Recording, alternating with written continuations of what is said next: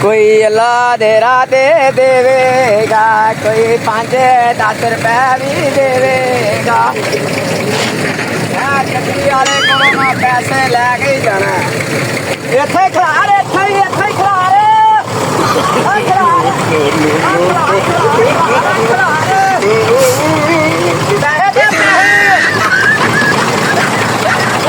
बाबे पैसे दे पुत्र भला भी कोई 5-10 रुपए सानू देवेगा, कोई खैरात सानू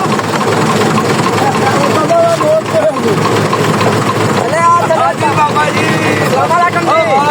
आप 10 रुपए भी दे पुत्र, अल्लाह खैर करे तेरा भला होवे। 10 रुपए हाँ बस 10 स्वाद तुझे दिखावा मैं ना बाबा ने काम यदि नहीं कीता बाबा जी ने स्वाद तुझे रखा लगा दे यार 10 रुपए दे यार भला होवे तेरा भाई। असि आप भला दो मैं को 10 तेरे को लेके दे देगा।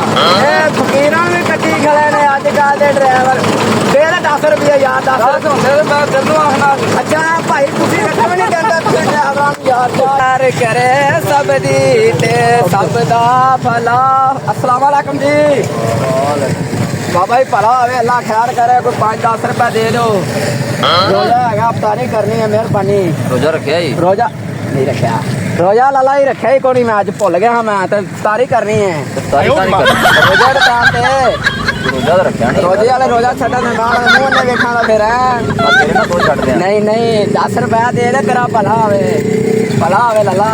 दसां दा की करेगा ए दसां दा भाई मैं की करना है कुछ आ खा पी लां नशा नुशा ना करी होना रुपया 10 देना पे मैं 10 नाल उमरा कर लेना बे रुपये 10 कोई शह ना खा लवे आना झूठे गल उस्ताद यार लगदा नहीं अपने वाल कट ही नहीं सकदे।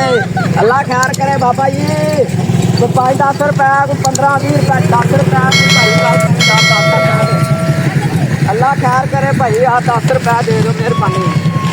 अल्लाह भला करे भाई अल्लाह खैर करे बचड़ा वे कोई 5-10 रुपए तो दे जावे भला वे साजी भला पंजा